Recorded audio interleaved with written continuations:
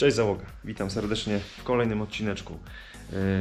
Słuchajcie, wiosna, wszystko budzi się do życia, ptaszki śpiewają, także słuchajcie, aż przyjemniej, już wystarczy tej zimy, tej chlapy, tego zimna, także fajnie, ja już się naprawdę cieszę.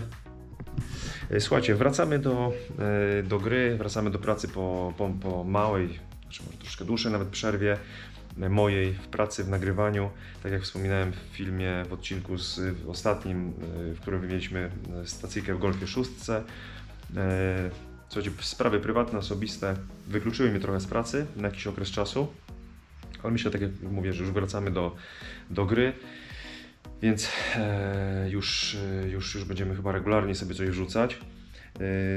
Ta moja nieobecność, słuchajcie, znaczy tak, wcześniej sobie ponagrywałem trochę shortów, tak żeby moja nieobecność jakoś tam się nie odbiła słuchajcie, na kanale, żebyście całkiem o mnie nie zapomnieli. Także tutaj podczas, mówię, mojej nieobecności wpadło kilka shortów, wpadły jakieś 2 filmy z Volkswagenem Up i z Volkswagenem Golfem 6, właśnie z tą stacyjką.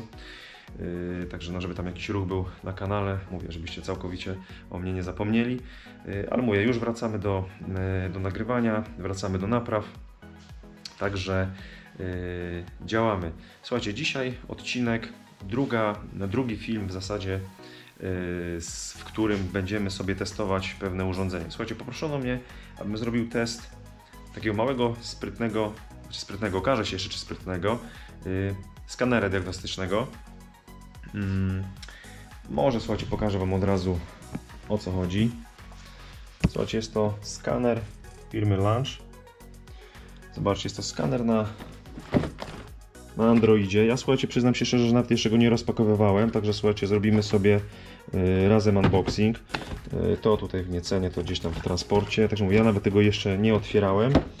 Także zobaczymy, słuchajcie, razem tak naprawdę, co ten sprzęt potrafi. Pierwsza sprawa, jest wielojęzyczny, także zobaczymy w ogóle, czy tutaj będzie język polski. Mam nadzieję, że będzie.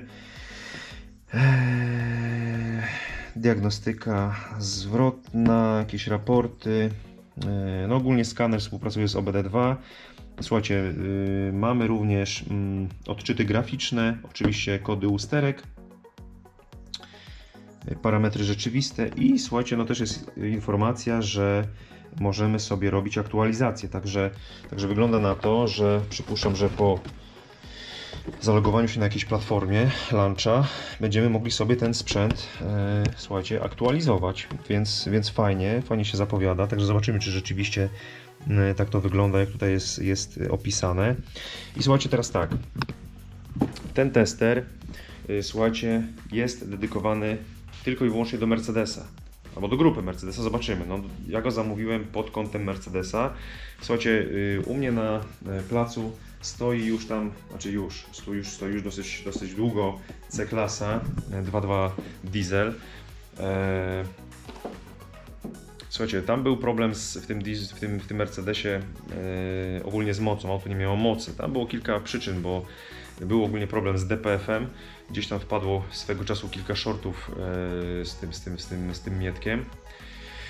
DPF był zapchany. W pierwszej, słuchajcie, wersji DPF miałem ten DPF wyciągnąć i zawieźć go do prania, ale słuchajcie, tutaj klientowi zmieniła się koncepcja w zasadzie praktycznie z dnia na dzień i słuchajcie, klient poprosił o to, abym wykastrował DPF-a, czyli po prostu wywalił sam wkład DPF-a. I tak też zrobiłem. Zdaję sobie sprawę z tego, że część z Was pewnie będzie wieszała na mnie za to psy. Część pewnie będzie zwolenników takiego zabiegu. Słuchajcie, nie jestem również, jestem za ekologią, jak najbardziej. Jeżeli by to wszystko, słuchajcie, działało tak jak powinno działać, czyli sprawnie, no to jak najbardziej jestem za tym, żeby DPF zostawić, bo na pewno oczyszcza bardzo mocno spaliny, a wiemy, ile jest również problemów z DPF-em. No ale mówię, tutaj już pomijam ten fakt, pomijam moje, że tak powiem, preferencje, moje zdanie. Klient sobie zażyczył, żeby wyfaszerować, czyli wywalić wkład DPF-a, bo tak naprawdę po sprawdzeniu okazało się, że on się już nawet nie nadaje do mycia, bo był tak po prostu masakrycznie zabity, że z tyłu za DPF-em po prostu zrobiły się aż stalaktyty. To tak wygląda. Ja ogólnie, słuchajcie, mówię, jestem za ekologią jak najbardziej, ale nie jestem fanatykiem ekologii. to co, słuchajcie, teraz się dzieje, to co mamy narzucane z góry w imię, słuchajcie, w cudzysłowiu, dobra planety. Oczywiście ja wszystko rozumiem, ale też nie może to się odbywać na takiej zasadzie, że my, słuchajcie, no, małe mróweczki, jesteśmy przymuszani, przypierani do ściany, aby, słuchajcie, jak najbardziej dbać o ekologię, a ktoś, słuchajcie, tam na górze, kto siedzi wyżej, żeby się na nas wzbogacał, bo no, po części mam takie zdanie, że pewne rzeczy są po prostu robione na siłę, po to, żeby ktoś po prostu zarabiał na nas pieniądze. Ale słuchajcie, no, kumaci na pewno wiedzą o czym mówię i słuchajcie, w tym momencie ten temat już utnijmy. No więc tak, wracając do tematu, przetestujemy sobie ten sprzęcik, zaraz sobie go rozpakujemy, zobaczymy jak to w ogóle wygląda w środku. Podłączymy sobie go do Mercedesa, zobaczymy czy w ogóle możemy zmienić język na język polski. Na pewno angielski będzie, ale zobaczymy czy będzie polski. Sam jestem ciekaw, bo nawet takich za bardzo informacji nie mam. Także zobaczymy jakie ten tester ma opcje. Także co, bierzemy się do testowania.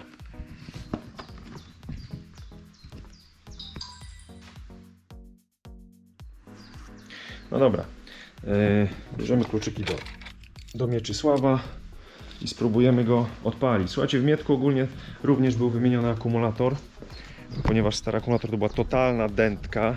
Słuchajcie, nie szło w ogóle na nim tak naprawdę tego auta odpalić. On bardzo ciężko odpalał. Czekajcie, jeszcze muszę iść po folię. Bardzo ciężko ten Mietek odpalał. To również było między innymi spowodowane stanem akumulatora. Dosłownie wystarczyło na kilka dosłownie zakręceń silnikiem i po prostu akumulator już zdychał. Więc tutaj słuchajcie, akumulator to była bardzo istotna sprawa. Jak dobrze wiemy, ogólnie diesle wymagają takiego mocniejszego kopyta, więc żeby odpalić, to mamy słabszy akumulator albo coś się dzieje nawet z rozrusznikiem, no to już wiadomo, że będzie problem z odpaleniem. Zobaczcie ogólnie jaki tutaj pył osiadł na aucie z Sahary. Z Sahary, sami są z Sahary. Słuchajcie, grzeje się mocno, więc słuchajcie, tutaj wjedziemy sobie na warsztat.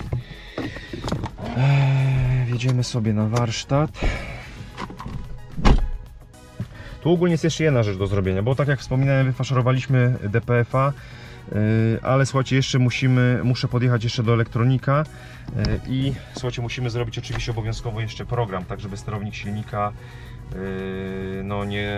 wiadomo, nie robił dopalania DPF-a, tej całej procedury, także po prostu trzeba tutaj jeszcze go wykastrować w softie. To jeszcze też musimy sobie zrobić, ale mówię, na potrzeby dzisiejszego filmu odpalimy sobie auto, wjedziemy sobie na warsztat i przetestujemy sobie tego luncha. No teraz to on odpala, słuchajcie, w porównaniu z tym, co było na początku, jak to auto do mnie przyjechało, to po prostu była totalna tragedia. Ja, słuchajcie, udało mi się odpalić to auto dosłownie na chwilę, ono zaraz gasło i sobie, słuchajcie, zablokowałem sobie przejazd i, słuchajcie, miałem duży problem, żeby tym autem po prostu tym autem się w ogóle odjechać.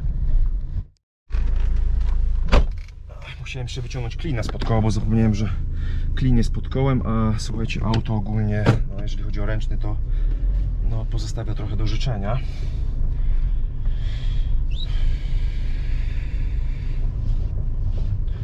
Zakurzył się dosyć mocno, chociaż prawie przez szybę nic nie widać przed nią.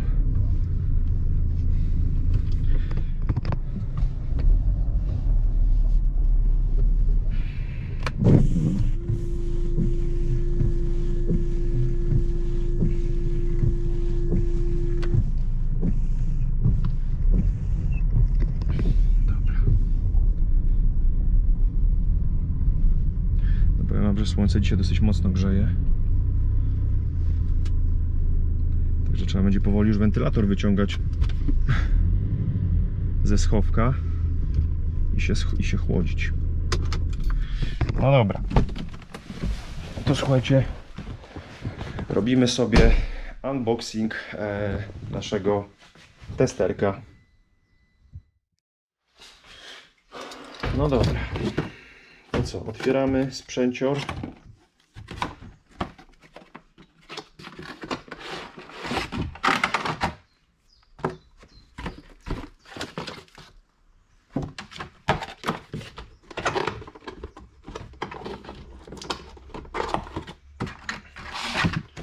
Dobra, nóż nam nie będzie potrzebny jednak. Dobra, co mamy? Mamy instrukcję obsługi. Czy będzie po polsku? Chyba nie. Po francusku, hiszpańsku, angielsku, włosku. Ważne, że jest po angielsku. Tu mamy też po angielsku. No powiem wam, że taka dosyć obszerna instrukcja obsługi, zobaczcie. Jeżeli, słuchajcie, ktoś jest niepiśmienny po angielsku, zawsze można, słuchajcie, zrobić zdjęcie danej strony i w goglach, słuchajcie, sobie z grafiki przetłumaczyć oczywiście tekst. Także tutaj w zasadzie nie ma problemu. Google tłumaczy nam automatycznie. No i teraz tak, co my tutaj mamy?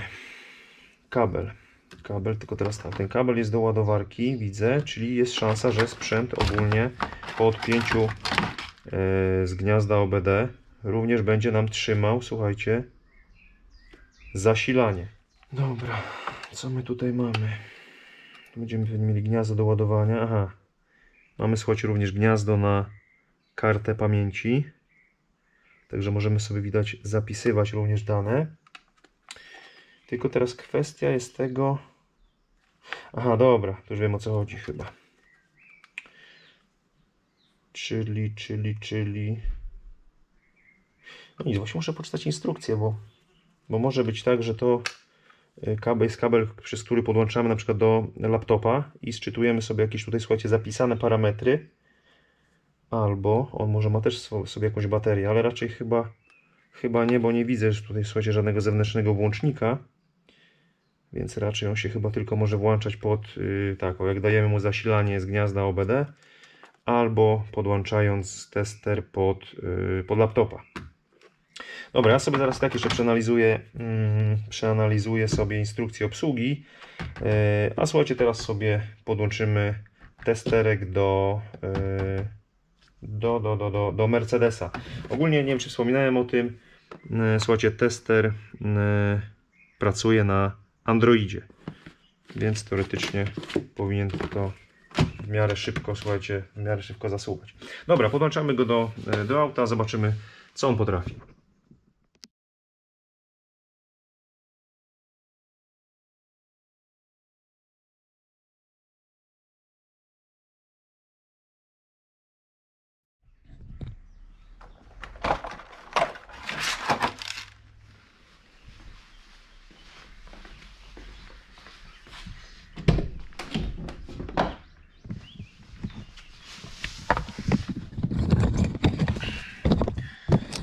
Dobra, podłączymy sobie pod gniazdo w tyczunie. Ok.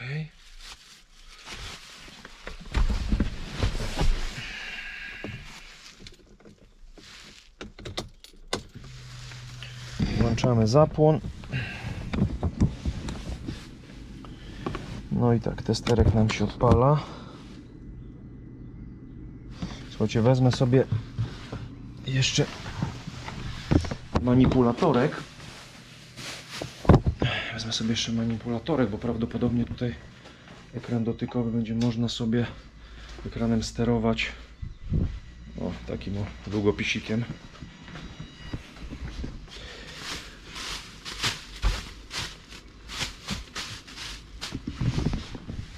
Ok.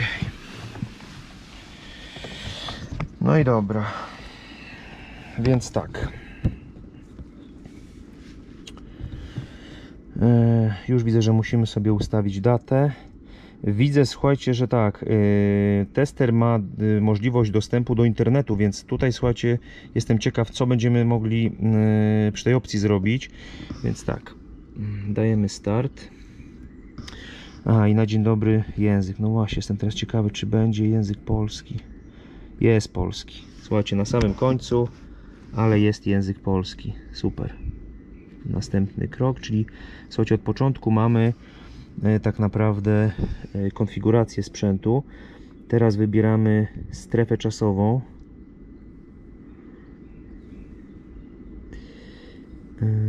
Szukamy Europy.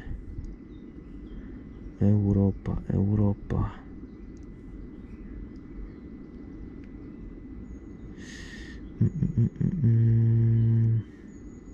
Dobra, wybieramy sobie strefę czasową. No i teraz tak, tutaj słuchajcie, ogólnie od razu zobaczcie, wykryło moją sieć Wi-Fi. Także tylko akurat jest za słaby zasięg, bo akurat tutaj router mam w mieszkaniu, piętro wyżej. Widzicie, muszę podać hasło. Czekajcie, ciekawe, czy mogę pominąć tą opcję. Albo nie, zrobimy inaczej. Słuchajcie, ustawię sobie w tym momencie w moim smartfonie hotspot, czyli udostępnianie sieci.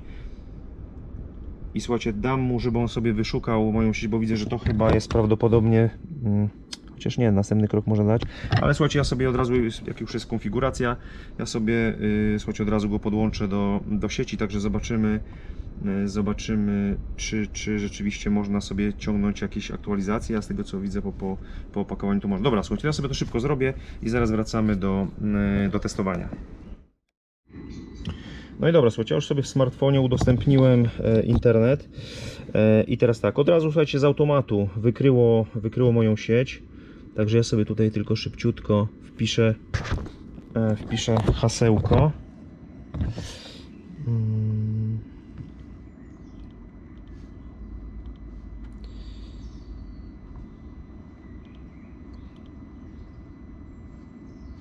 Czekajcie, nie pamiętam dokładnie.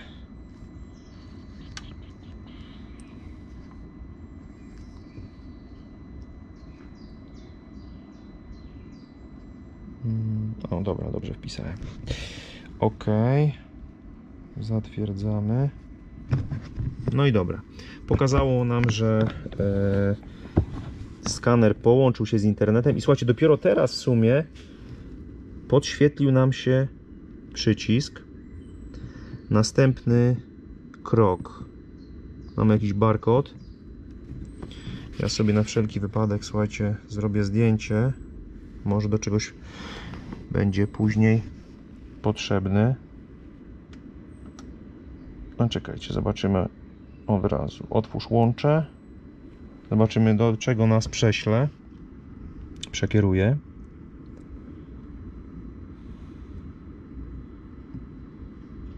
Aha, czyli wsparcie sprzętu. Service and support. Instrukcja obsługi, szybki start. Model Creator Elite 905. Dobra, czyli po barkodzie mamy dostęp do wsparcia, od razu nas przekierowuje na taką stronę. Dobra, dajemy sobie następny kroczek i tutaj sobie wpisujemy informacje warsztatu, czyli mail, adres, telefon i tak dalej. Pominiemy ten krok, słuchajcie, tego na razie tu nie potrzebuję. I teraz mamy podpisanie, zaakceptowanie zgód. Oczywiście wszystko w języku polskim. Zaznaczamy zaakceptuj i OK. No i dobra. No i tak, tu już w tym momencie, słuchajcie, mamy dostęp do menu. Czekajcie, wyłączę sobie tylko wentylator, żeby nam tu zaraz się akumulator nowy nie dostał po tyłku.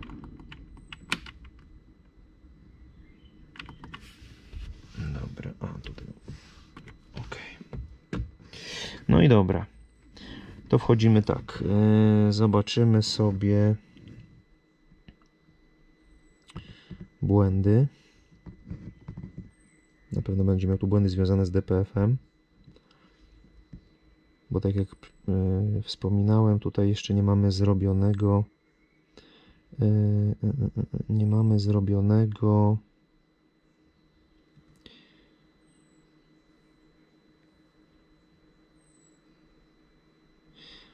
nie mamy zrobionych zmian w softie, w sterowniku silnika po wyfaszerowaniu wkładu DPF-a.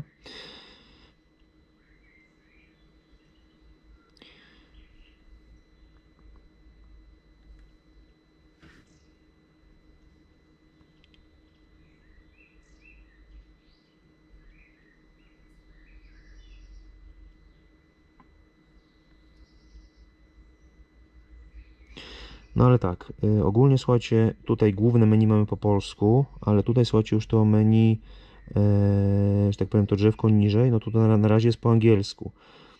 Read fault code, czyli odczytamy sobie błędy. Mamy błąd P2463, czyli filtr cząstek stałych zapchany. I teraz tak, ale poczekajcie, tu mam jeszcze jakąś opcję tłumaczenie.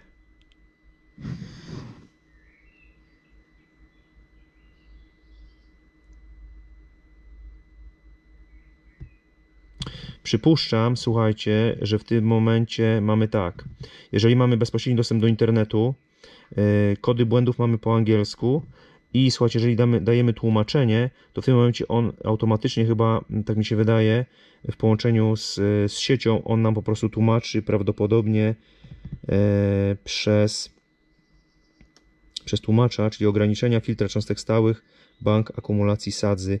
No, tłumaczy jak tłumaczy. Zobaczymy, co jest pod zakładką pomoc.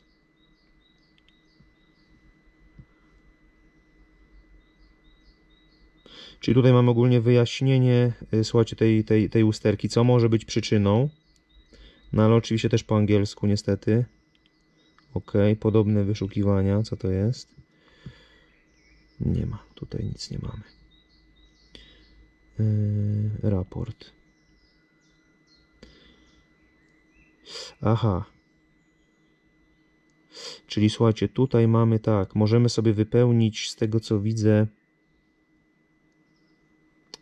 Możemy sobie wypełnić raport, czyli co wydrukuje nam od razu, słuchajcie, jakie są błędy, jakie auto, oczywiście dane warsztatu, z tego co widzę. I czekajcie, podziel.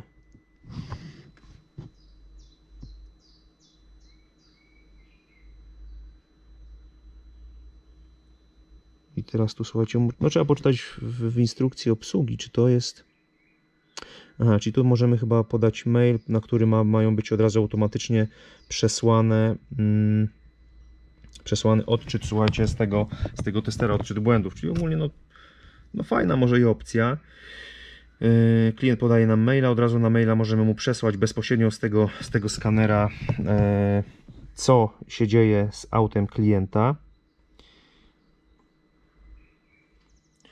Ale wiecie co, spróbujemy, słuchajcie, spróbuję wysłać mailowo, tylko właśnie teraz ciekawy jestem, jak on będzie wysyłał tego maila. Czy to po prostu będzie wysłane jako z platformy Launcha, mail do odbiorcy, do właściciela pojazdu. Słuchajcie, wpiszę sobie tutaj swojego maila i zobaczymy, czy tu przyjdzie mi informacja.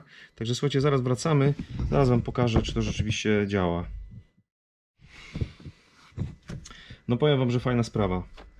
Słuchajcie, bardzo szybko to działa. Jeżeli mamy, słuchajcie, naszego launcha połączonego z internetem, tak jak pokazywałem wam, wpisujemy, dajemy tak, udostępnij, wpisujemy, słuchajcie, w górne okienko mail i słuchajcie, przez platformę, tak jak podejrzewałem, launcha, słuchajcie, na naszą pocztę mailową od razu praktycznie po chwili przychodzi, słuchajcie, raport. Zobaczcie, z analizy auta. No tu akurat mamy tylko, słuchajcie, nie robiliśmy żadnych większych jakichś tam analiz. Jedyne co to tylko sczytaliśmy błędy. No i mamy tu, słuchajcie, kod błędu. Mamy, co się dzieje ogólnie z autem. I słuchajcie, przychodzi nam to bezpośrednio właśnie z platformy Launch na naszego maila. Także słuchajcie, bardzo fajna sprawa, bo tak jak mówię, no tak jak podejrzewałem, tak jak się domyślaliśmy, wpisując tutaj maila, od razu automatycznie możemy klientowi z tego urządzenia przesłać cały raport o tym, co się dzieje z jego autem. Także fajnie. No, powiem wam, że fajna opcja. Dobra, teraz z tego wyjdziemy. Także rzeczywiście fajnie, żeby to działało razem z internetem. No dobra, tu mamy jeszcze dużo innych opcji do wyświetlania. Poczekajcie, zobaczymy, co tu jeszcze mamy takiego. Oczywiście kody błędu możemy, wiadomo, kasować. Na razie wyjdziemy z tej opcji. Wejdziemy do głównego menu.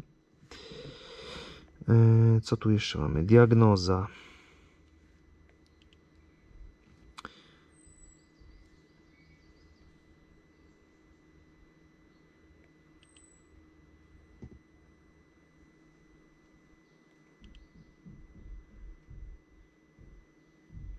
Możemy sobie oczywiście odczytać parametry rzeczywiste. Wybieramy sobie, słuchajcie, z listy to, co nas interesuje. No powiedzmy ciśnienie paliwa w szynie Common Rail.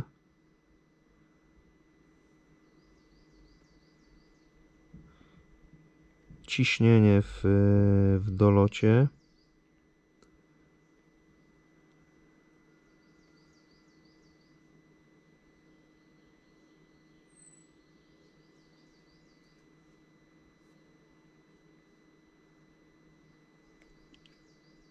No i prędkość obrotową silnika. Dobra, damy potwierdź. No i teraz tak. Wiecie co? Odpalimy sobie auto.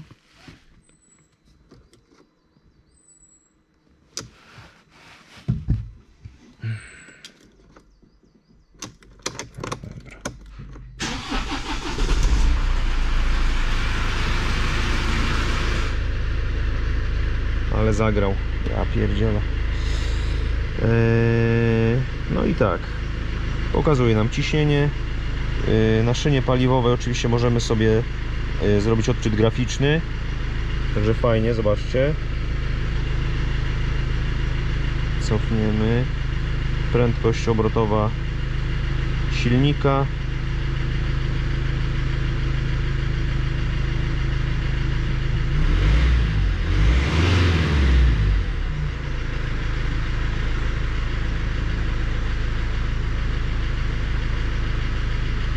No powiem wam, że fajnie to wygląda. Dobra, czekajcie, zgaszę go, bo zaraz się tutaj zatrujemy.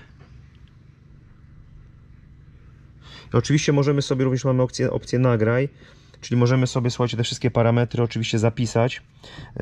A właśnie zobaczymy, czy tutaj, słuchajcie, bo z tego co widzę, ten tester ma też chyba jakąś pamięć wewnętrzną. Mamy też możliwość dodania karty pamięci. No zobaczymy z ciekawości.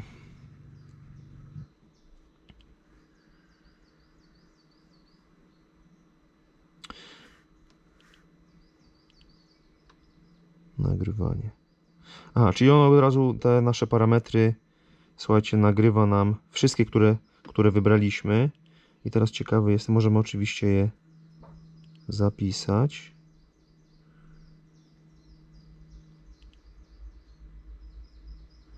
Raport został zapisany. Tylko teraz ciekawe, gdzie to się zapisuje.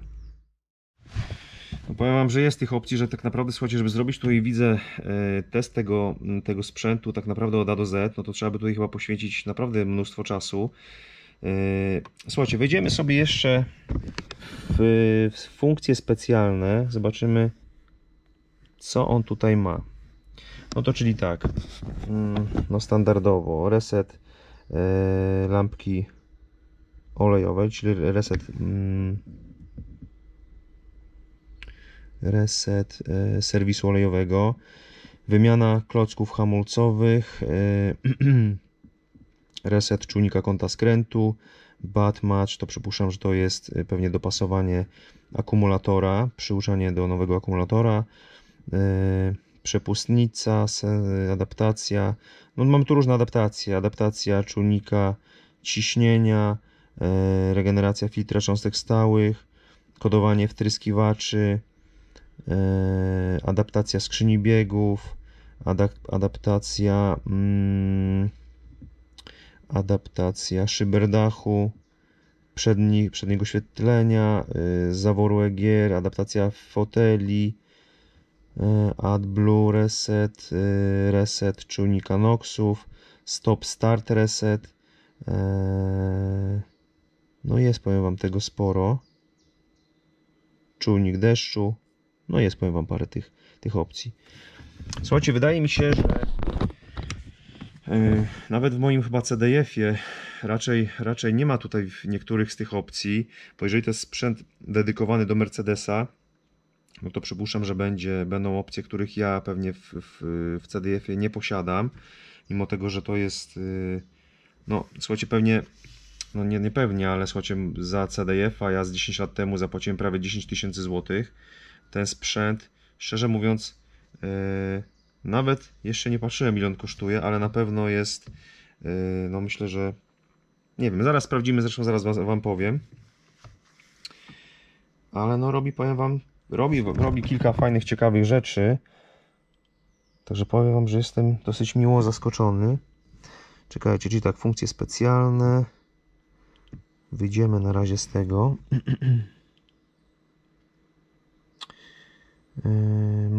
Czyli sklep.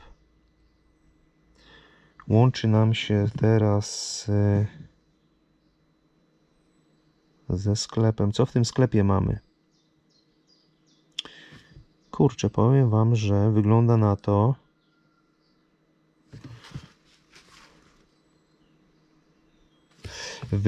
na to, że możemy sobie, słuchajcie, nawet zakupić, zobaczcie, do tego testera oprogramowanie i ściągnąć do innych modeli aut. No damy sobie tutaj, słuchajcie, auta europejskie. No to mamy, kup teraz Aston Martin, Audi, BMW, Citroen, Ferrari, Fiat, McLaren, Land Rover, Peugeot, Porsche. Także słuchajcie, sam ten tester, ja zaraz zobaczę na opakowaniu, bo widzę, że tutaj jednak ten tester ma tutaj kilka giga pojemności, więc słuchajcie, możemy sobie rozszerzyć pamięć o dodatkową jakby pojemność. I słuchajcie, widzę, że możemy sobie tutaj ściągnąć po prostu oprogramowanie nawet do innych marek. Także słuchajcie, na jednym urządzeniu tak naprawdę możemy mieć tester do kilku marek pojazdów. Ten jest w tym momencie dedykowany do Mercedesa, bo taki sobie, słuchajcie, wybrałem przy zamówieniu. Mogłem sobie wybrać również do innych marek, ale słuchajcie, fajnie, naprawdę fajnie, bo możemy sobie po prostu rozszerzyć. No wiadomo, że trzeba będzie zapłacić, trzeba będzie tutaj zrobić jakiś przelew i zapłacić. Aktualizacja. Wchodzimy w zakładkę aktualizacje. No i słuchajcie, na dzień dobry mamy już po połączeniu z internetem mamy raz, dwa, trzy, no 8 chyba było, tak. 9, czekajcie, raz, dwa, 3, 4, 5, 6, 7, 8, 9. 9, słuchajcie, aktualizacji i to możemy sobie ściągnąć, słuchajcie, od razu darmowo. Także aktualizację, słuchajcie, mamy, wygląda na to za free, dożywotnio. Także powiem wam, że naprawdę ciekawie, fajnie się zapowiada rzeczywiście ten tester. I słuchajcie, co fajnie, on bardzo fajnie szybko odpowiada. Aha, i tutaj mamy nagrania z diagnostyki. Zobaczcie, jak wchodzimy w dane w tym miejscu, to mamy i tutaj mamy, słuchajcie, zapisane, zobaczymy, w jakiej to formie jest. Tak, te wszystkie nasze 3 parametry, które sprawdzaliśmy. O, i zobaczcie, możemy sobie w tym momencie odtworzyć.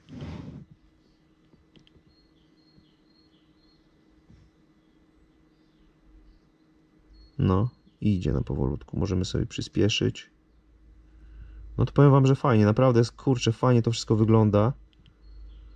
Kurczę, powiem wam, że jak na takie małe urządzonko, to rzeczywiście ma naprawdę dużo fajnych opcji. I słuchajcie, no ja chyba nie będę w stanie w tym filmie teraz tak naprawdę chyba od A do Z opowiedzieć wszystkiego, ale słuchajcie, no zaraz coś tam jeszcze dodam od siebie, ale widzę, że naprawdę jest dużo fajnych, ciekawych opcji w tym testerze. Raporty z diagnostyki, które możemy wysłać również mailowo. To jest fajna opcja. I teraz tutaj, słuchajcie, jest teraz tak. Informacja zwrotna diagnostyczna. Aby szybciej rozwiązać problemy podczas diagnostyki samochodu, aplikacja automatycznie zalogowała 20 swoich najnowszych samochodów. Proszę wybrać dziennik samochodu, który chcesz przesłać do nas do analizy. Czyli słuchajcie, wygląda na to, że możemy sobie zrobić test auta, czy ewentualnie sczytać kody usterek. I wygląda na to, że możemy sobie przesłać słuchajcie, tą analizę do, znaczy inaczej, te dane, które sczytaliśmy do launcha, na główną stronę launcha i wygląda na to, że oni, słuchajcie, mogą, no tak to wygląda, pomóc rozwiązać nam jakieś problemy, tylko teraz kurczę, jak to działa.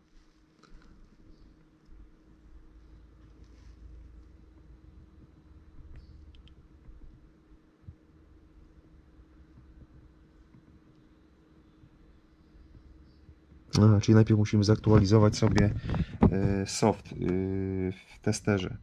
Kurczę, no powiem wam, że naprawdę bardzo fajnie się zapowiada ten tester. Oczywiście mamy odzyskiwanie naprawa oprogramowania sprzętowego, czy jak coś by się działo, to możemy sobie od razu, słuchajcie, tutaj z tej zakładki zrobić jakby reboot całego systemu. DLC, tu mamy jakieś informacje graficzne odnośnie, gdzie są jakieś komponenty w aucie. Zdjęcie, to nie wiem co to jest. Instrukcja obsługi. O, mamy w urządzeniu już całą instrukcję obsługi, tylko że po angielsku.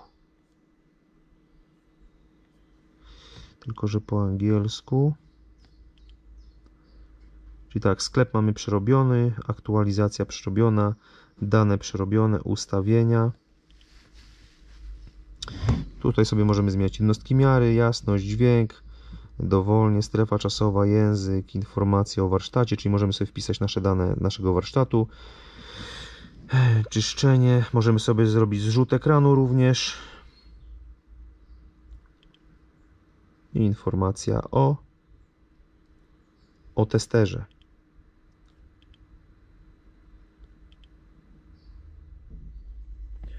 Dobra, słuchajcie, więc tak, tutaj ogólnie do tej chwili obracaliśmy się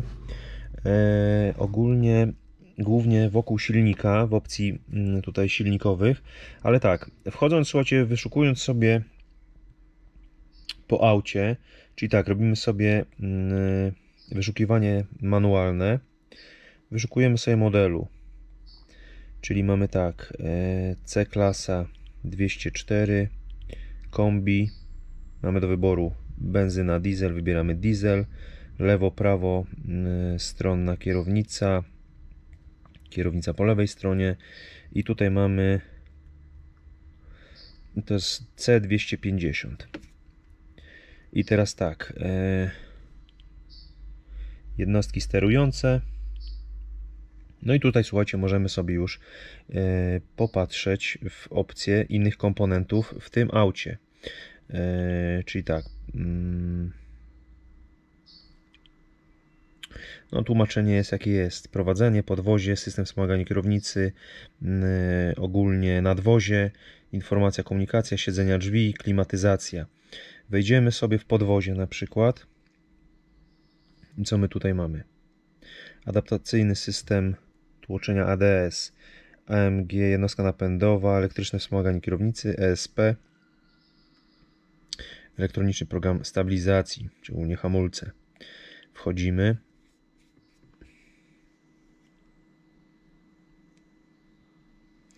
No i tak. Mamy tak, testy elementów na przykład, może inaczej, zaczniemy może od odczytania kodów usterek na przykład. Możemy sobie od razu automatycznie dać tłumaczenie. No mamy kilka tutaj błędów. W zasadzie ile? Raz, dwa, trzy, cztery. 4 błędy. Dobra, wyjdziemy sobie z tego. Wykasujemy wszystkie błędy. Mam informację, żeby wyłączyć zapłon. Potwierdzamy.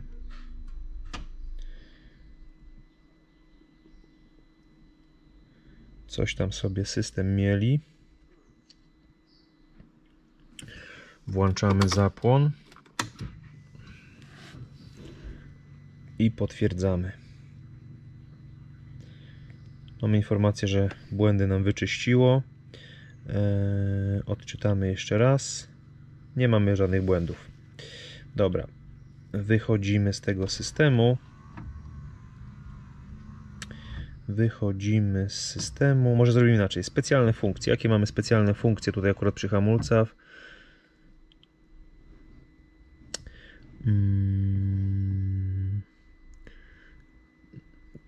Kąt czujnika kąta, znaczy czujnik kąta skrętu. Tu jakieś mamy ciśnienie, test drogowy, kalibracja zaworów. I tu też jakaś kalibracja zaworów. No trzeba by poczytać dokładnie, do czego odnoszą się te testy. Zobaczymy teraz test elementów wykonawczych.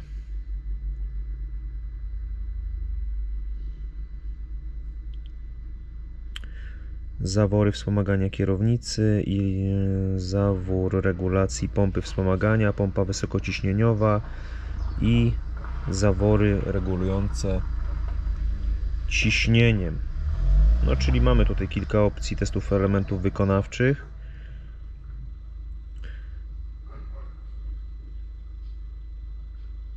Kodowanie. Tutaj mamy jakieś kodowanie. Oczywiście we wszystkie opcje trzeba się zagłębić, bo każda opcja ma jakieś swoje tutaj. Dobra, wracamy, bo miałem chwilkę przerwy, bo mi auto podstawili klienci. Dobra, to teraz tak. Wyszliśmy sobie z systemu, no nazwijmy to hamulcowego. Wejdziemy sobie teraz w nadwozie. Nadwozie.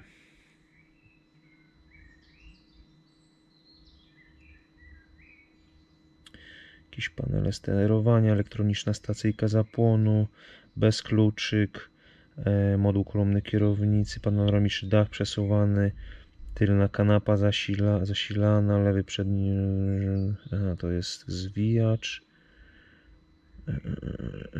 pasów chyba.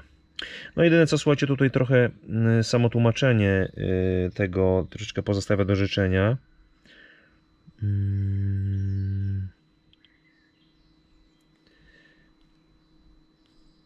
Ej, słuchajcie, coś wcisnąłem.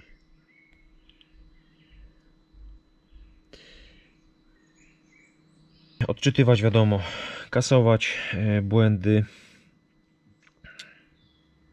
robić sobie backup, czyli zapis danych, tak jak z parametrów rzeczywistych, jak również odczyt w postaci graficznej, w postaci wykresu.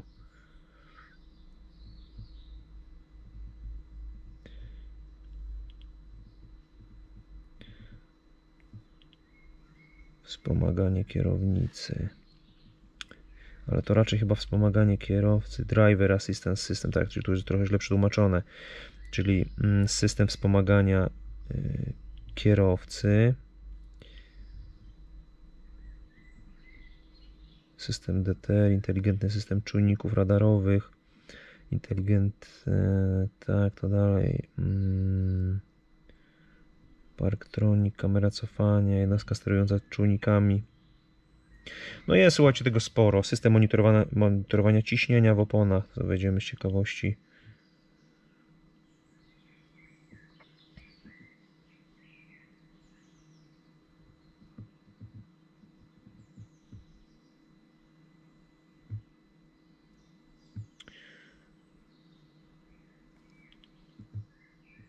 Tutaj coś, tutaj jest ta opcja nam tutaj nie zatrybiła.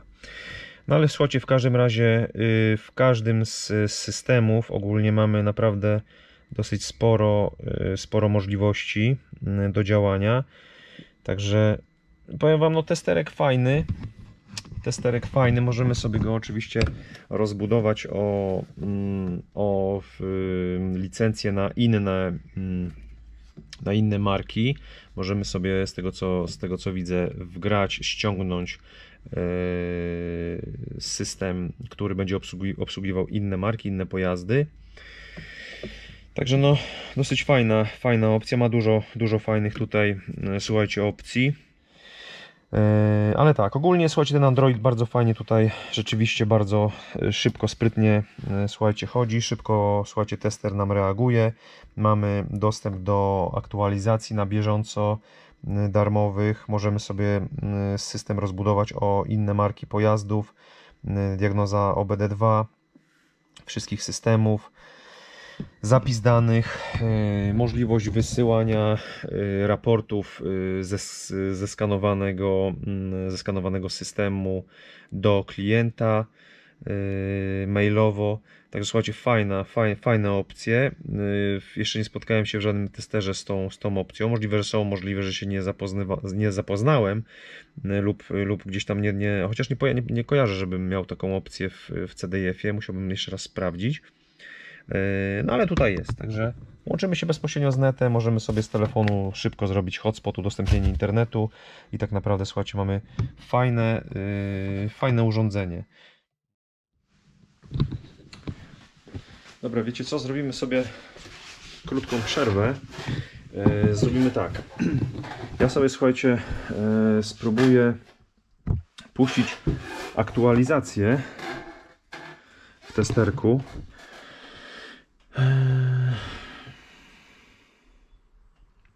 Połączył mi się już z internetem.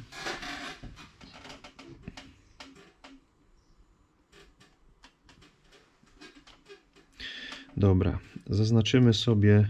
Czekajcie, mamy zaznaczone wszystko. A dobra, mamy zaznaczone wszystko. Czyli tutaj mamy ile? 9 aktualizacji. Po pobraniu oprogramowania.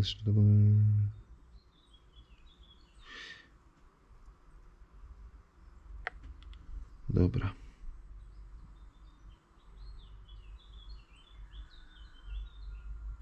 No dobra, zobaczymy, jak to szybko będzie pobierało.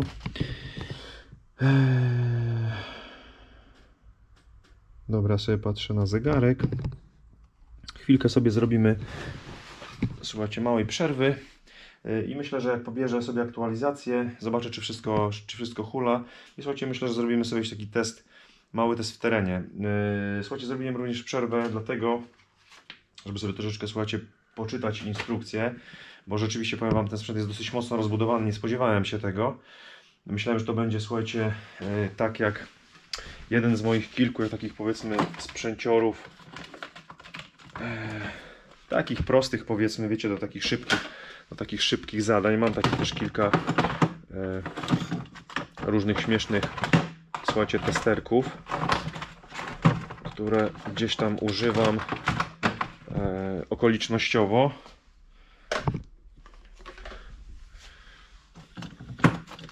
Tu już jakiś do Amerykańców.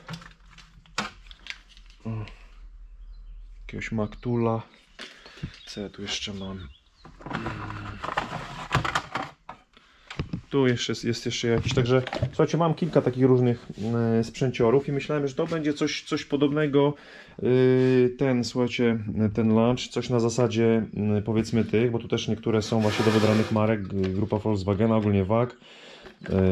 To są w sumie wszystkie auta, ale tylko mogę podpatrywać i patrzeć w moduły tylko związane z silnikiem. To są do aut azjatyckich, to jest jakiś taki mały testerek do aut azjatyckich, to jest tylko do Amerykańców. Gdzieś tam jeszcze mam jakieś pojedyncze kable, inne pierdoły, ale słuchajcie, ten jednak jest naprawdę bardzo mocno rozbudowany w porównaniu, słuchajcie, z tymi, więc słuchajcie, tutaj troszeczkę jeszcze poczytałem instrukcji. Opowiem Wam jeszcze troszeczkę więcej o możliwościach tego testera. Oczywiście nie będziemy w stanie w tym filmie, słuchajcie, przetestować wszystkiego, bo nie starczyłoby tak naprawdę czasu na to. Także słuchajcie, robimy sobie aktualizację. Widzę, że tak. No szybko to dosyć poszło, bo tak, raz, dwa, trzy, cztery. 4 aktualizacje już pobrano i zainstalowano. Zostały tutaj jeszcze, no i ta reszta jeszcze została. Także chwilkę sobie jeszcze, słuchajcie, poczekamy aż zrobi aktualizację testerek i słuchajcie, zaraz wracamy dalej do testowania sprzętu.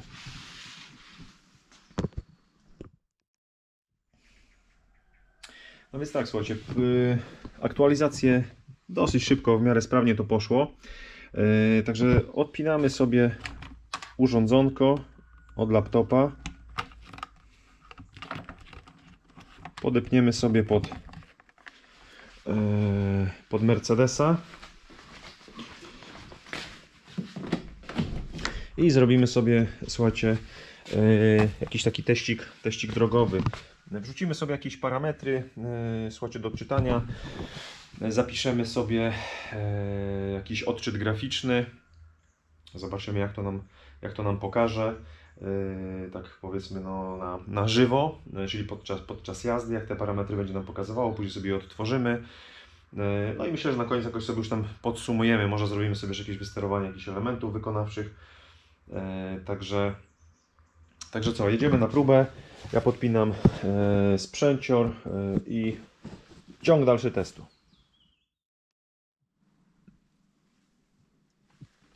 No dobrze, skaner podpięty. Słuchajcie, odpalamy furę.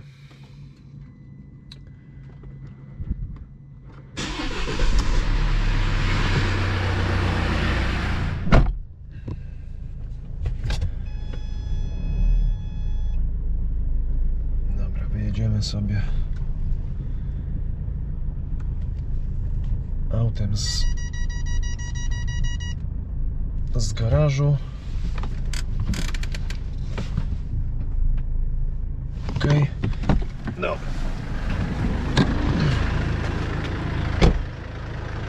Zamkniemy sobie tylko bramę.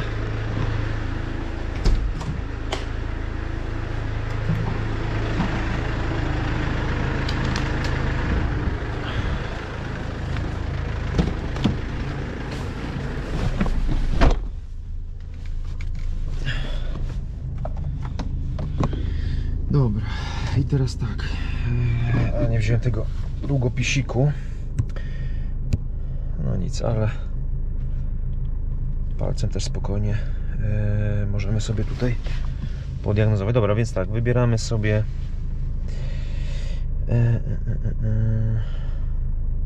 aha, dobra, bo tu jeszcze nie skończyło jednej aktualizacji, widzę. Dobra, słuchajcie, damy mu jeszcze chwilkę, bo on tu widzę jeszcze robi sobie, słuchajcie, instaluje ostatnią aktualizację. Gdzieś tam w tle to jeszcze słuchajcie, było i teraz dopiero mi się to uaktywniło.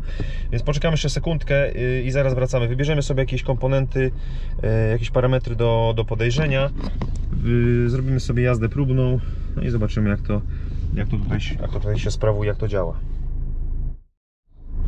Słuchajcie, najpierw jednak zrobimy sobie skan całego, wszystkich modułów pojazdu. Także sekundkę nam to zajmie. Teraz skaner właśnie diagnozuje nam tutaj, skanuje w poszukiwaniu błędów wszystkie sterowniki. Także zobaczymy, co ogólnie w każdym module nam tutaj się dzieje, nie tak. Także sekundkę poczekamy, niech on sobie przeleci do końca. No i dobra, słuchajcie, raport zakończony, znaczy skan. Także trochę byków tutaj wyszło. Nawet dosyć sporo. No i dobra. Udostępniamy. I teraz tak, wysyłamy sobie nasz raport na naszego maila poradnik mechaniora. poradnik.mechaniora@gmail.com. com. A czekajcie, tu jeszcze ma być 2023, czyli poradnik.mechaniora 2023 @gmail.com i wyślij. No i dobra, w tym momencie nasz raport poszedł na o, już dostaliśmy. Poszedł na platformę Launcha i zobaczcie, tutaj już mamy nasz raporcik. O, i tu mamy, zobaczcie jak wszystko na czerwono się pali. Całą informację, zobaczcie, po zeskanowaniu. Powiem wam, że bardzo szybko zeskanował testerek auto, wszystkie podzespoły.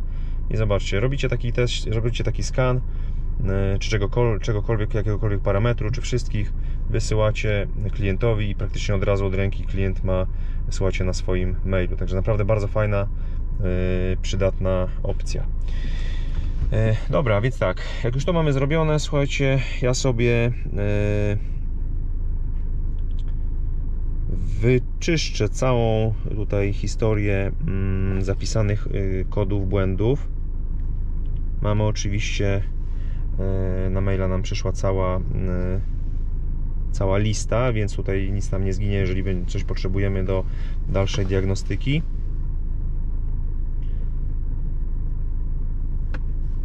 Także tutaj z każdego modułu skaner czyści nam błędy. Oczywiście te błędy, które ma możliwość wykasowania, które nie są stałe. Dobra, tu też widzę, musimy sekundkę poczekać.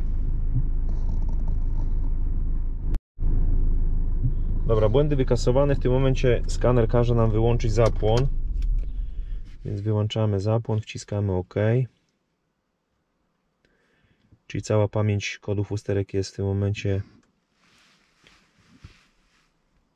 już praktycznie wykasowana. Teraz mamy włączyć zapłon i potwierdzamy. Dobra. OK. Dobra, wychodzimy z naszego raportu. Oczywiście możemy sobie powtórzyć, słuchajcie, możemy sobie powtórzyć skan, zobaczyć, które błędy zostały. Teraz nie będziemy tego robić, szkoda na to czasu, także słuchajcie, ja sobie tutaj zaraz wybiorę jakieś parametry, które sobie podejrzymy, z których sobie zrobimy wykres graficzny, zapiszemy sobie to na dysku i zobaczymy, jak to wygląda. I teraz tak, wrzucimy sobie czujnik ciśnienia do ładowania.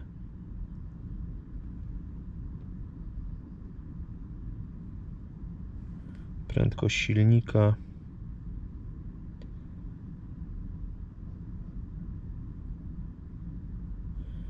Przetwornik ciśnienia sterującego wastegate. Przetwornik ciśnienia klapy sterującej ciśnieniem do ładowania. Dobra, potwierdzamy. No i dobra, słuchajcie, dajemy teraz tak, odpalamy sobie auto. Odpalamy furmankę.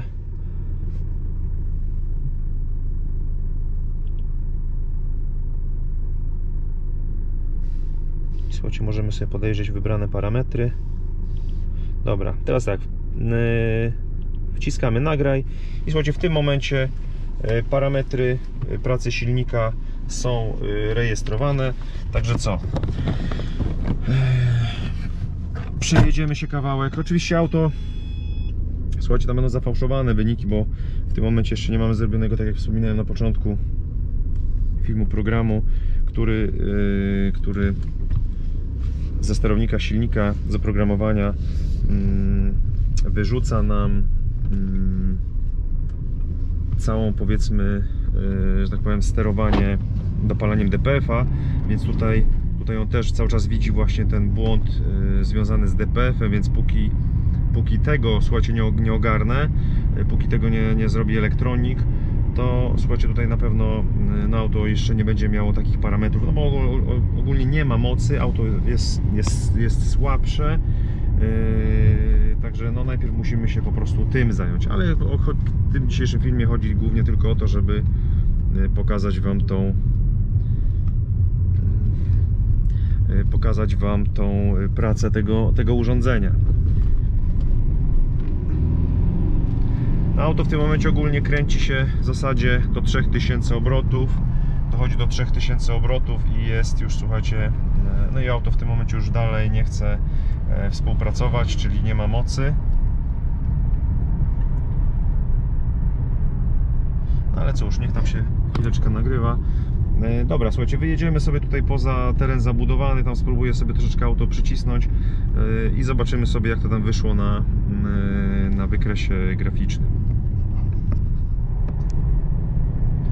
Dobra, wyjechaliśmy poza teren zabudowany. Także słuchajcie, ja sobie wrzuciłem trójkę, wciskam sobie gaz do dechy. On sobie dojdzie do 3000 i w zasadzie tutaj już będzie muł. No i tutaj w zasadzie auto już nie przyspiesza do tego momentu.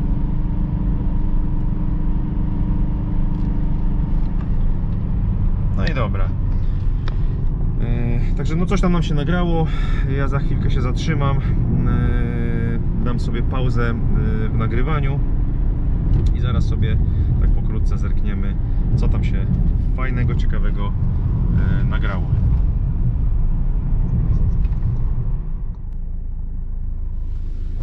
No i dobra, urządzenie nam dalej nagrywa. Dajemy stop. Możemy sobie od razu zmienić, słuchajcie, nazwę pliku. Napiszemy sobie Mercedes.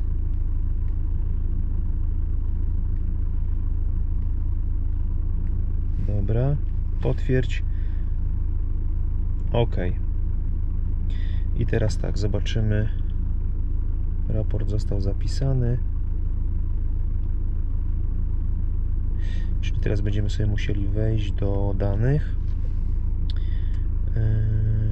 Rekord diagnostyki. No i tutaj mamy, słuchajcie, zobaczcie już nasz plik. I mamy wszystkie 4 parametry, które sobie wybraliśmy. Czujnik ciśnienia do ładowania. I mamy zapisaną, zobaczcie, tutaj zapisany przebieg tego wykresu. Możemy sobie przewinąć. O. Oczywiście, słuchajcie, tutaj nie będziemy się, no widzimy, że to po prostu, zobaczcie, po samej linii, no, że niestety mamy tutaj dosyć spore niedomagania.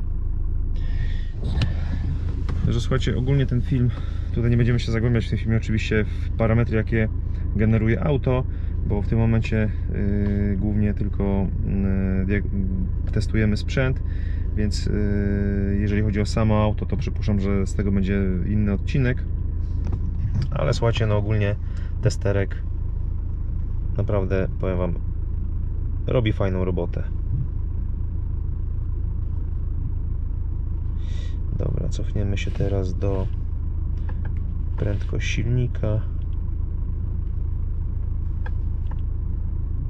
No i tutaj też mamy. Powiem Wam, troszeczkę łatwiej się operuje jednak tym manipulatorkiem z tą gumeczką, czyli tym takim długopisikiem z tą końcówką. Ale z ręki też dosyć spoko się to, słuchajcie, robi. Zobaczymy sobie jeszcze, jak pracował zawór wastegate. Głównie interesuje nas wykres graficzny.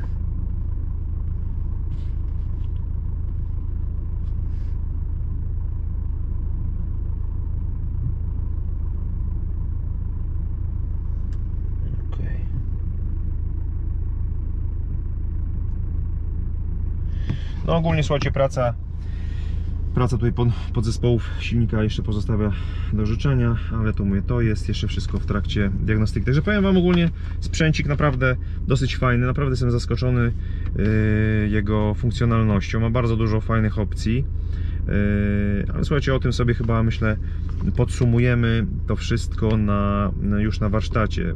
Zobaczymy jeszcze, słuchajcie, wysterowanie jakichś podzespołów wykonawczych i tutaj jeszcze zobaczymy, jak to działa. Dobra, więc tak, wchodzimy sobie w test elementów wykonawczych i przykładowo pompa paliwa. I teraz tak, włączamy sobie pompę paliwa. No słychać, że pompa zaczęła chodzić. Pompuje. Wyłączamy. Słychać. Jeszcze raz włączamy. Wyłączamy. No ale słuchajcie, no mamy dosyć sporo tutaj możliwości z tego, co widzę. Dobra, słuchajcie, wracamy na warsztat, może coś tam sobie jeszcze potestujemy. Na pewno, słuchajcie, już na warsztacie sobie zrobimy takie podsumowanie. Ogólnie chyba jeszcze nawet nie wspominałem o parametrach tego urządzenia, także na spokojnie sobie już na miejscu dopowiem jeszcze kilka słów. Także wracamy na bazę.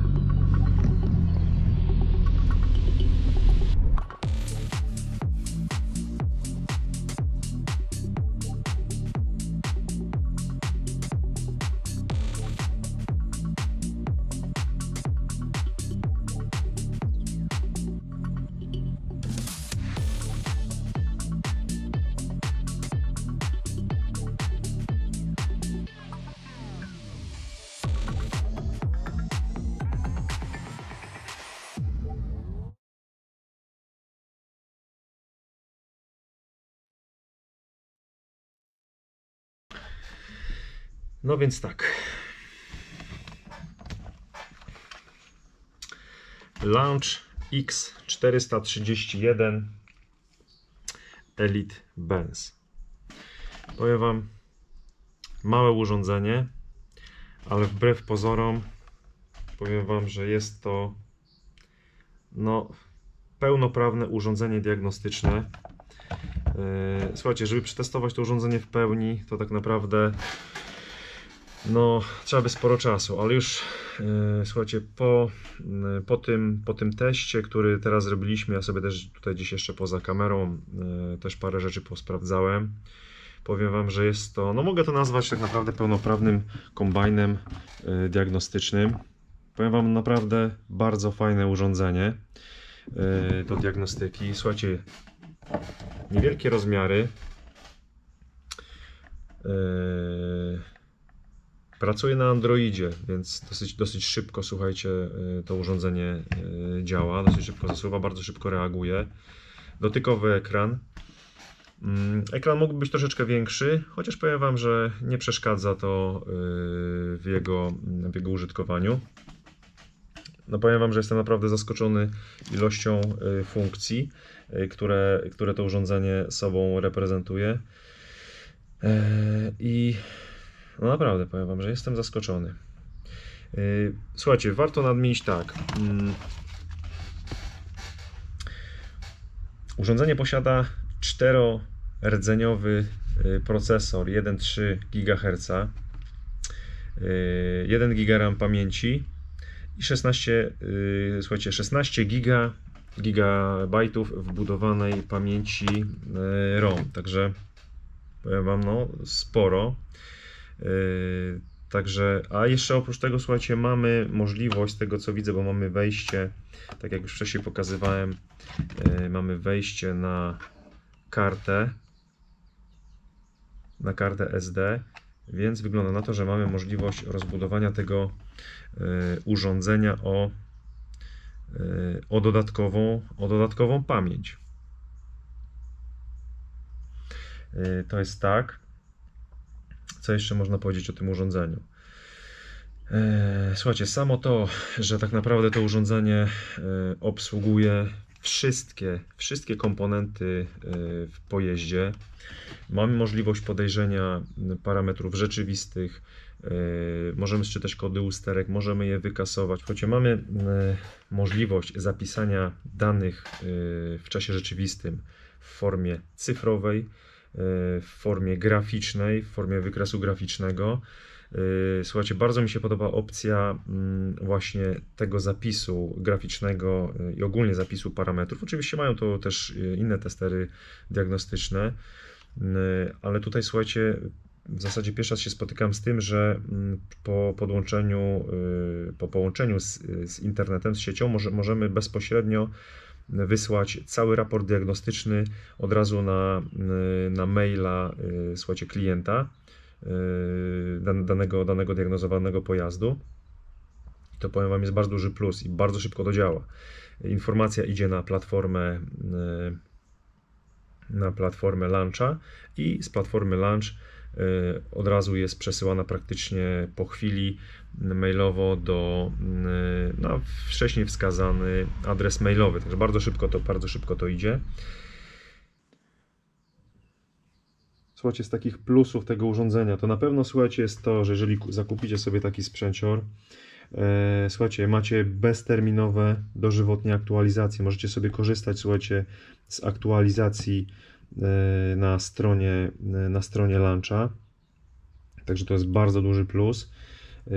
Co jeszcze, słuchajcie, bardzo dużym plusem jest to, znaczy plusem i w sumie i minusem, ale to jest urządzenie dedykowane tak naprawdę, podstawowa oczywiście wersja, którą kupujemy i wybieramy, jest dedykowana do konkretnej marki. Ja akurat sobie wybrałem do Mercedesa, no oczywiście to też obsługuje Maybacha, ale tak, to jest do Mercedesa, ale możemy sobie, słuchajcie, wybrać oczywiście wersję z oprogramowaniem do innych marek, ale dzięki temu, że mamy, słuchajcie, sklep, możemy sobie dokupić do tego urządzenia oprogramowanie do innej marki, czyli powiedzmy, nie wiem, posiadamy, czy tam powiedzmy naprawiamy, skupiamy się na powiedzmy na jednej, dwóch, maksymalnie 3 markach pojazdów, czyli w tym przypadku powiedzmy ktoś robi Mercedesa, ewentualnie jeszcze, no nie wiem, powiedzmy BMW, no to ktoś sobie można sobie dokupić licencję na BMW z oprogramowaniem. Słuchajcie, ściągamy oprogramowanie ze strony producenta i słuchajcie, mamy tak naprawdę urządzenie, które możemy rozbudować o inne marki. Oczywiście nie wiem, na ile pozwala tutaj pamięć tego urządzenia. Przypuszczam, że jest możliwość rozbudowy tutaj o praktycznie prawdopodobnie wszystkie marki. Mamy również możliwość, tak jak wspominałem, właśnie o rozbudowanie pamięci o dodatkową kartę SD i to jest też naprawdę bardzo duży plus w tym urządzeniu. No tak jak zapewnia producent, no mamy nielimitowane funkcje specjalne. Z takich podstawowych zadań, no to wiadomo, odczyt kodów usterek, kasowanie kodów usterek, możemy podglądać parametry rzeczywiste, możemy kodować podzespoły, możemy robić adaptacje przeróżnych podzespołów w różnych modułach, kalibracja na przykład skrzyni biegów, test elementów wykonawczych. No możemy, wiadomo, resetować inspekcje serwisowe, kodować wtryskiwacze, kodować kluczyki. Mamy pełną obsługę filtra cząstek stałych, obsługę elektrycznego hamulca postojowego. No powiem Wam, no jest tego masa, słuchajcie, no nie sposób w tym momencie teraz wymienić wszystkich opcji. Czyli ogólnie auto tak naprawdę obsługuje no wszystkie moduły w danym pojeździe. W każdym module możemy wysterować sobie elementy wykonawcze. Możemy sobie zrobić adaptację poszczególnych elementów. Także powiem Wam, że no, sprzęt mały, ale tak naprawdę mały oczywiście w gabarytach. Fajny, poręczny. Ale kurczę, to jest tak naprawdę pełnoprawny kombajn warsztatowy. Także powiem Wam, że no ja jestem bardzo zaskoczony mile tymi możliwościami tego sprzętu. Z minusów, słuchajcie, bo jak na razie praktycznie mówię o samych plusach, bo rzeczywiście no, bardzo mi się to urządzenie rzeczywiście podoba, jest tak naprawdę jest poręczny, nie musimy dźwigać, słuchajcie, laptopa powiedzmy z jakimś testerem, tak jak na przykład mam CDF-a, czyli cały komputer, jeżeli chodzi o sam CDIF plus laptop, a tutaj zabieramy, słuchajcie, takiego małe takie pudełeczko i słuchajcie, no możemy tak naprawdę zrobić tym urządzeniem wszystko. tak naprawdę możemy zrobić wszystko. Z minusów, no to słuchajcie, no minus, ale to w zasadzie większość raczej tych urządzeń, które nie są tak, powiedzmy, stricte pod język polski na przykład zbudowane, czy porządnie przetłumaczone, no bo tutaj jest jednak tłumaczenie, słuchajcie, jeżeli chodzi o język. No plusem i minusem w zasadzie jest to, że mamy język polski. Plusem jest to, że w ogóle ten język polski jest. Minusem, no niestety minusem jest jakość tłumaczenia. Także tutaj no, pozostawia trochę to tłumaczenie do życzenia. Ale słuchajcie, powiem Wam, że mi tak naprawdę jakoś to specjalnie nie przeszkadza. Wiele lat też pracowałem na innych testerach, które nie miały tak naprawdę menu polskiego i jakoś, słuchajcie, człowiek sobie dawał radę, bez problemu raczej. No ale wiadomo, menu polskie pomaga. Także tak to wygląda.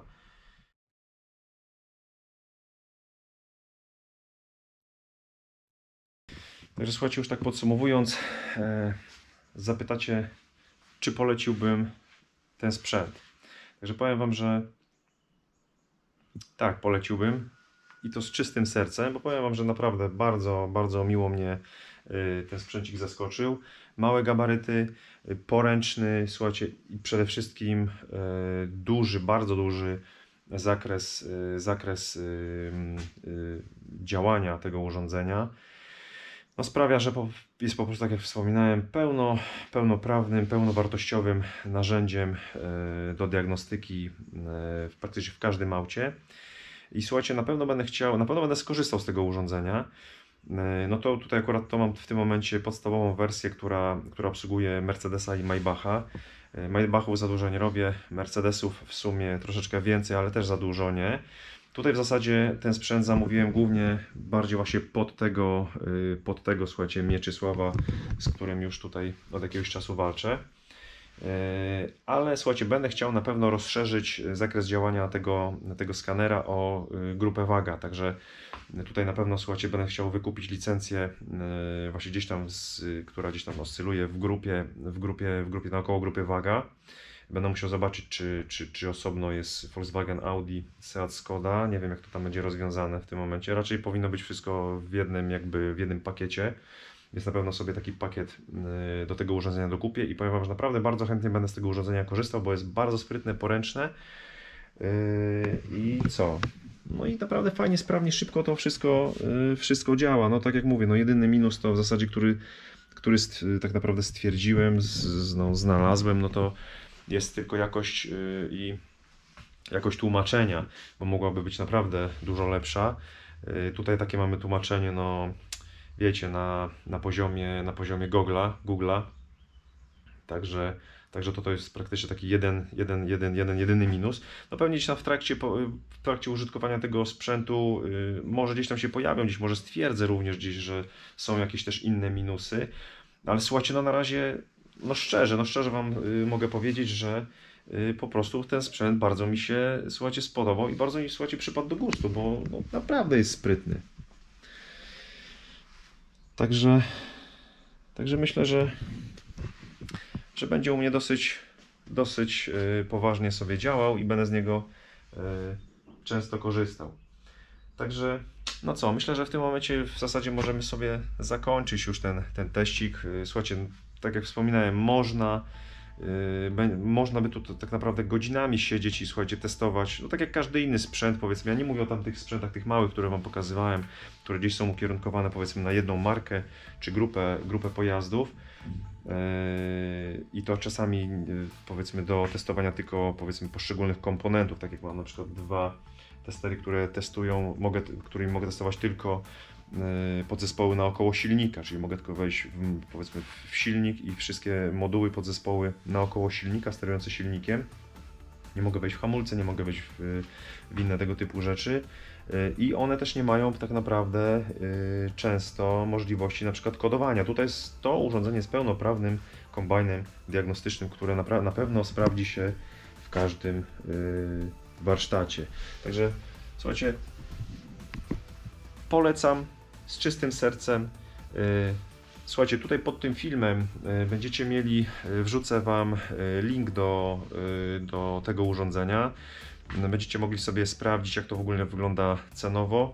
Tam też będzie chyba kod, prawdopodobnie będzie to kod rabatowy, także jeżeli sobie go wykorzystacie, to jest szansa, że coś tam taniej się uda zakupić. Ale mówię to, jeżeli będziecie chętni, nawet z ciekawości, można sobie wejść, zobaczyć, jak to wygląda. Także, no, także co? Także dziękuję za oglądanie. Mam nadzieję, że chociaż jakoś w jakiejś małej, słuchajcie, mierze, w małej skali, chociaż jakoś Wam udało mi się przybliżyć funkcjonalność, działanie i jakość tego sprzętu, chociaż mówię, no tutaj tak naprawdę trzeba by posiedzieć grubo, dużo dłużej, żeby tutaj w każdą powiedzmy z takich podstawowych, najmniejszych funkcji tutaj wam przybliżyć. No niestety na to nie ma czasu, film by trwał, słuchajcie, za długo, no jest to tak naprawdę w tym momencie niemożliwe, ale mi się wydaje, że chociaż tyle jakoś tam Wam, słuchajcie, udało się rozjaśnić, czy warto, czy nie warto. To już, słuchajcie, ocencie sobie sami, wejdźcie sobie na stronę, zobaczcie, jaki jest koszt tego urządzenia i w tym momencie będziecie mogli sobie mniej więcej porównać, czy warto ten sprzęt sobie sprawić. Ja ogólnie cieszę się, że mam ten sprzęcior na warsztacie i na pewno będę z niego korzystał. No więc co, dziękuję za oglądanie. Także słuchajcie, wracamy już powoli do gry. Będę teraz już, myślę, częściej nagrywał, bo troszeczkę zaniedbałem kanał z racji tego właśnie, że miałem tam niektóre pewne sprawy do pozałatwiania. Także teraz mi się wydaje, że będziemy troszeczkę częściej się widywać z pełnometrażowymi filmami. Dobra, także co, dziękuję za oglądanie, trzymajcie się, cześć.